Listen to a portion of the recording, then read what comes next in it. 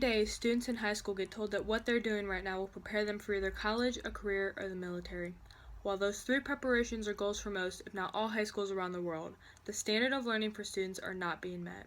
This claim is proven through a statistic gathered by Tamika Williams, an activist who re-engineered the lives of students. Williamson also stated that 1.2 million students did not graduate high school in 2011.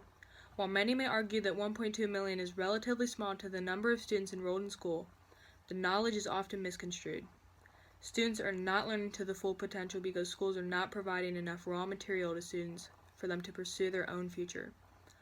While basic knowledge and core classes are needed to advance into the future, schools narrow down the curriculum to only English, math, science, and history, leaving out things like the arts.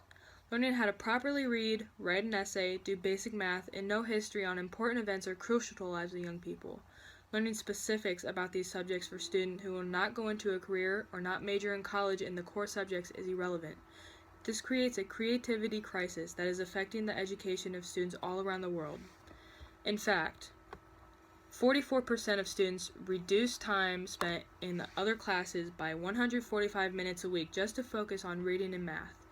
Even though these subjects have value, they generally don't improve instruction or boost learning. Moreover, after the No Child Left Behind Act was passed in 2002, the United States quickly dropped from 18th to 31st worldwide in education. From then we can see things occurring like college dropout rates.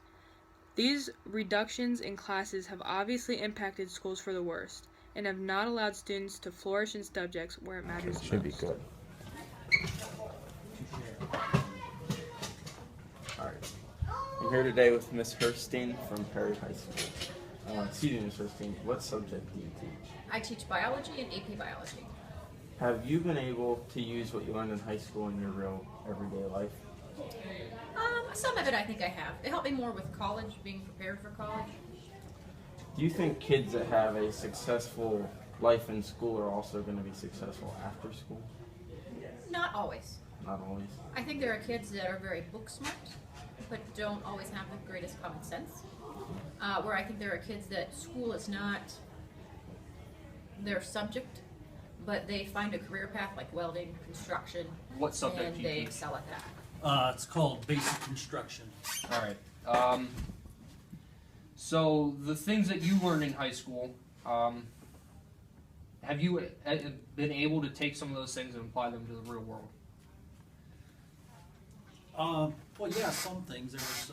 There were some courses at the time that I kind Do of you think that kids who have more of a well-rounded kind of grades, or do you think somebody who does really well in something in particular has more success outside of school? Oh, I think overall it's best to be well-rounded. You're always going to have people that are just gifted in certain areas, and whether it's musically or athletically or academically, you're going to have all of that. But I think in general